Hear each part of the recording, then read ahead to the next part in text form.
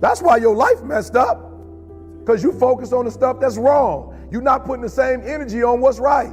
And it's just weird how we are as humans. We notice the bad and we talk about the bad, but we don't notice the good and talk about the good. We don't harp on the good. And that's what you do wrong. You focus so much on the negative that you forget all the positive. And then when you do think about the positive, you're not putting the energy in the positive like you put in the negative. So it's no secret you are where you are because you focusing on stuff you ain't got no business focusing on. You got to try. Quit waking up thinking you ain't got no say-so in your life. You have a choice in this matter. You can't stop what happened to you, but you can doggone sure do something about what happened to you. Life is 10% what happened to you, is 90% what you do about it. Somebody in your family gonna die. Somebody in here gonna get fired. Somebody here gonna get an eviction notice. Somebody gonna get laid off. Somebody company gonna close. That's life. Somebody you love gonna break up with you. That's life. But what you gonna do about it though? Since it's gonna happen anyway.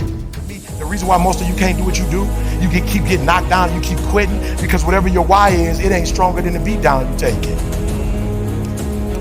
Whatever the beat down, whatever life is throwing at you, whatever punches is blowing, whatever's happening, it ain't deep enough for you to wake up. Like you getting punched and you feel that pain and you like, ain't no need of getting up. No, and I feel you. You need to stay down because life gonna beat you. You talking about making millions, life gonna beat you down. You talking about making millions, multi-millions, billions, life gonna beat you down. So when you feel the pain and you get knocked down, stay down. But if you got a why that's deeper than your pain,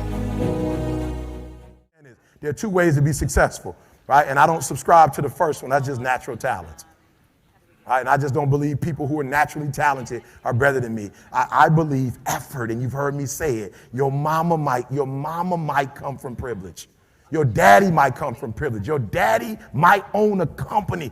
You might come from privilege. You might have a father that can give you everything your little heart desires, but you will not outwork me. Why? Because I realize that the bigger the dream, and I need you to see who I have up there. Notice when I said beast mode now, I'm not talking about the lion. When I talk about beast mode now, I'm talking about the ant that's very small, but that can probably lift 100 times his weight. I'm saying that some of you in this room, you might not be a lion yet. Some of you in this room, you might be an ant. You might have small beginnings. You might not have a lot of money. You might not have a lot of resources, but there's no excuse. You said, E.T., I'm not that lion. You might be the ant, and the ant has very little, but he's determined. He's strong. He has a dream and a goal, and he'll do whatever it takes. And I need you to understand that the bigger your dream is, the earlier you're going to have to get up. The longer you're going to have to stay up. The bigger your dream is, the more effort you're going to have to put in. And for those of you who raise your hand and put up 70%, you'll never see it. You'll never see it. For those of you who are 70% beast mode, 30% gazelle. That's just enough for that other person to outdo you. That's just that. But more importantly, I want you to know when you dream your dream that there are other people who are dreaming the exact same dream. When you said to yourself, when the ball comes down, this is what I want to accomplish. You're not the only person that wants to accomplish it. And now I ask you this question. What do you do when 1,000 other people want exactly what you want?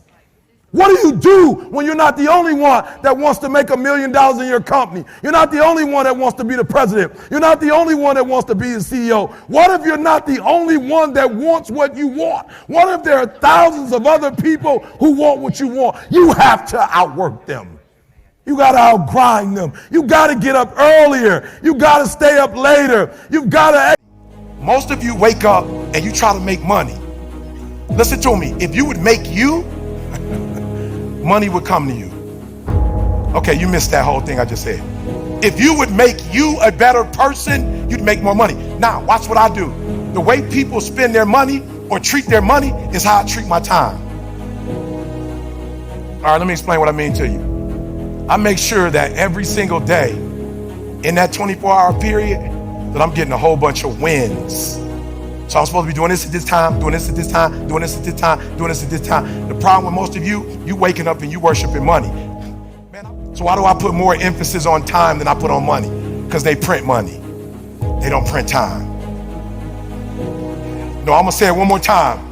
You are worshiping the thing that they make every day. They don't make time every day. Ain't nobody printing time. I ain't met them yet. I ain't met no billionaire. I ain't met no trillionaire. I ain't met no institution. I ain't met no company. I ain't met nobody printing money. I ain't met nobody that say, bruh, give me $500,000, I can give you 10 more years on your life. Matter of fact, throw in 2.5 mil and I can make sure your health is straight. There's famous people died from COVID. There's celebrities that died from COVID. So why are you spending more time on the thing they print every day than the thing, you know why? Because you're not developed and you following other people. When you understand that the real thing is time and you ain't got a lot of it, you start focusing on your time, and when you get your time right, money will come.